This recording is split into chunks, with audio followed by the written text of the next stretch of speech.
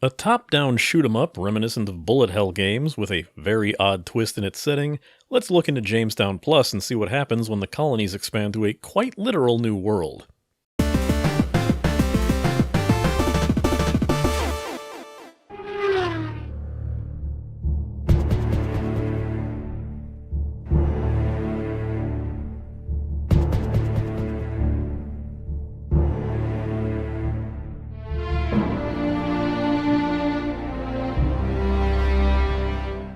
If you think you might have heard of this title a good long while back, you probably have. It was initially known as Jamestown Legend of the Lost Colony in 2011. The game saw a few releases in 2015 on PS4 as Jamestown Plus, while only last year, around this time in 2019, did Battery Staple Games help release a port on Nintendo Switch, which is what I'll be looking at specifically.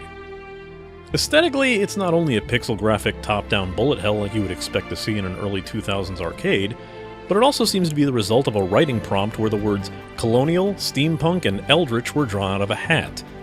As a somehow spacefaring alternate universe version of Sir Walter Raleigh, you'll ride atop a flying steampunk sled, firing on Spanish soldiers and eldritch Martian creatures.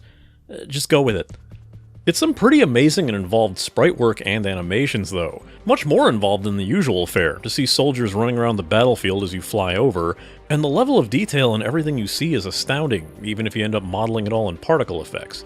It's still generally easy to get lost in the hailstorm, but thankfully the game follows the standard bullet hell formula of having your hitbox be far smaller than your visible sprite. Another thing likely to be drowned out in the cacophony of battle is the game's music, which, when not modeled by constant gunfire, is pretty good actually. Can't really pin down what kind of music this is. It's surprisingly orchestrated, driven by a lot of marching drums and horns. Doesn't exactly sound colonial, but it can invoke the feeling, while it still adds a lot of other intense instruments like strings and guitar, and topped off with a bit of a sci-fi overall feel. I really like the dire intensity of the boss music, as generally simple and short-looped as it is. The victory theme gives me more of a Wild West vibe though than anything else. As a top-down shooter, the game showcases a lot of the bullet hell tropes. Ridiculous amounts of firepower, a constant spray of colorful shots coming from a seemingly endless fleet of ships, and tight patterns that you'll have to squeeze through with your misleadingly small hitbox. While it doesn't shy from the amount of pickups, it does eschew the common addition of power-ups, to introduce a risk-reward system called Vaunt. Essentially, all the gold nuts that you see flying across the screen are to be collected. Collect enough of them, which shouldn't take too much, and you'll fill up a bar. Once that happens, you'll see Press Vaunt over your ship, which can be activated by pressing A by default. This places a large barrier that blocks all shots for a second or two, starts depleting your Vaunt meter, and powers up your gun as long as you have a meter left. Collecting more of this gold will keep the meter filled up. If the meter runs out, you'll have to fill it to completion to use it again. Alternatively, you can end the Vaunt mode early by pressing the Vaunt button again, which will instantly deplete the meter, but will grant you a smaller barrier that lasts only a second. It's best used as a panic button if you find yourself in an inescapable situation. If you're shooting for a high score, Vaunt also grants bonus points on kills as long as it's active. The risk-reward system of Vaunt is the entire gameplay hook of scoring, as well as making sure that you have a decent fighting chance. Even though it's structured like an arcade shooter, with daunting quarter-munching odds stacked against you, you can't just constantly hit continue your way to victory here. You have a limited number of credits to tackle each stage, and if you lose them all, you're going to be trying the whole thing over again. Hardcore masochists will appreciate the Gauntlet and Super Gauntlet modes, where not only you're expected to beat the original 5 stages, or the original 5 plus the 2 moons of Mars that are added in Plus. All, of course, on the same 2 credits you would normally get. You might also find that you can't just easy breezy your way through the whole story either, as the easier difficulty options will start dropping off as options in the later stages. It's impossible to play the final stage on anything less than Legendary. Even the full length of the gauntlets will be locked to you if you attempt them on the lower difficulty settings. It makes unlocking the extras all that more difficult. While you start with a simple enough ship that shoots forward in a fan pattern, with the sub-weapon of a massive forward-firing laser, you're not limited to that playstyle alone. Other ships will have different shot patterns with different sub-weapons. My personal favorite is the no-nonsense gunner ship.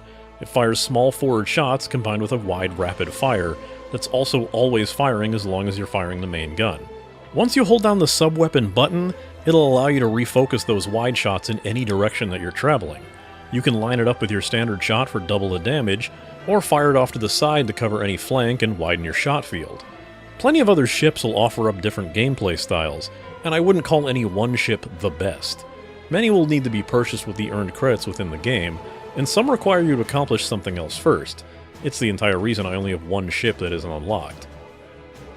Other unlocks include different difficulty options, quick bonus challenges, alternate weapons for a more customizable set of ships, and most amusingly a farce mode which changes the game's semi-serious tone in the story with an outright unabashed goofy one that reads with a completely childish tone, featuring sentences like, "Wally was going to give the Spanish a timeout."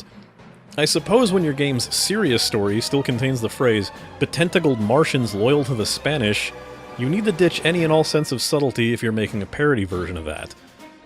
I'm not super into shooters of this type, and I definitely don't know what the general reception of this game is to the hardcore bullet hell crowd. You know, those Toho types that might find the bullet patterns of Jamestown pedestrian by default. Regardless of how the genre-savvy might feel about this game, it is pretty brutal. Even though it's a solid showcase of many talents, it just might not work to bring people into the genre who find dodging absurd amounts of projectiles more annoying than entertaining.